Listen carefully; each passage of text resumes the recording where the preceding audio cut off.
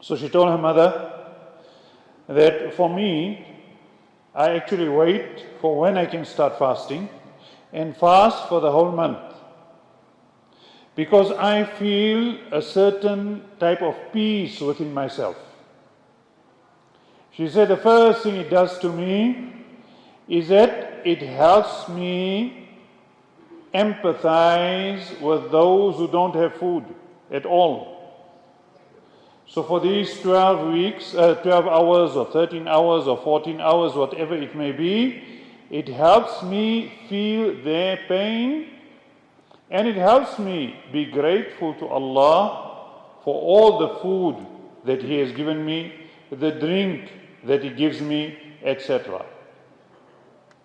Then she told me, she's telling her mother that another benefit that I find, now she's a very indirect da'wah she's giving her mother to the deen of Islam.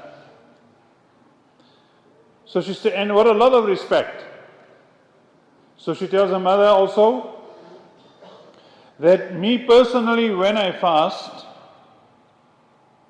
I feel a source of peace also, that I am conscious that I am doing this for Allah.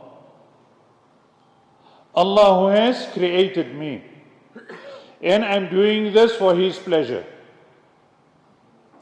So right through, while I went from the time I start my fast until the time I break my fast, I'm always thinking of Allah and making shukr to Allah, being conscious of Allah, being with Allah. And then she says, as far as my physical benefit is concerned, she says that I feel more energetic. And then she tells her mother and urges her mother, try one fast with me. Just to fast one day with me. So the mother accepts her challenge. And then the mother fasts the whole day. Now the mother was saying, but all right, I can go without food. How do I go without water? Now normally what we'll say, we can go without water but not food. So she says, I can understand. People stay without food. But how do you expect me that for so many hours, and this happened in Britain, and the time in Britain at the moment the fast is like about 18, 19 hours. Or maybe at least 16 hours.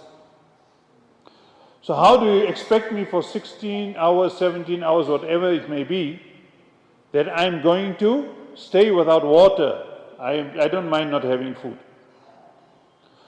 So the daughter is coaxing the mother and encouraging the mother, just try it for one day with me. Now the mother is not Muslim. The mother agrees and fasts. Now there were a few minutes left for iftar. Now she's sitting with her mother and keeping that encouragement going, that the mother doesn't fall and just rush to something, because a long fast. If you go to Britain now, for us, it's going to be cold. But for the British, it's very hot. They can't take it. They're going to feel thirsty. For us, we'll say, it's so cold, I don't even feel thirsty. For them, it's different. So for them, it's very hot. They feel very hot. So then there was a few minutes. She tells her mother there's 5 minutes left. Then she's, giving her mother da'wah, indirect da'wah, of the benefits of fasting, of this, of how we're conscious of our Creator, how we do this, how we do that to the Muslim. And then there's half a minute left. And then 15 minutes left, then she does a countdown, and immediately she tells her mother, right, now it's time. Then she tells her mother, you see how simple it is. There's no big deal or something. You just look at the watch, you see it's time, now you can break your fast. And the mother breaks her fast using water. Then she asks the mother, how was the fast? How did you feel? So the mother says, other than thirst, I felt okay. Then she asks the mother that, okay, will you be able to fast 30 days with me? Mother say, I'll try. Now we make dua that most probably that fast will be a source of her reverting back to the deen of Allah Tabaraka wa Ta'ala. We know we fast for what? For one purpose, and what is that purpose? لَعَلَّكُمْ تَتَّقُونَ لَعَلَّكُمْ تَتَّقُونَ. And in Ramadan, and I was very happy when I came in this masjid today, I must tell you that. When I came to the masjid, it was about 12:05. And I saw that at least half the masjid was full already, which I don't see many other places.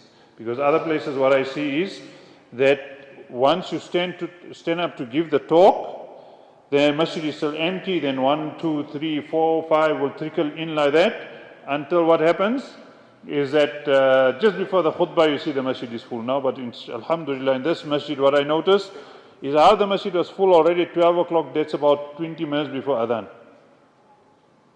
And people were busy reading Quran, people in adhkar, dhikr of Allah Tabarak wa Ta'ala. And I'm sure this happens right through the year. May Allah Tabarak wa Ta'ala keep you people like that. And may Allah Tabarak wa Ta'ala accept all our pious deeds, insha'Allah. And also the month of Ramadan, we know, I even forgot how many fasts it was.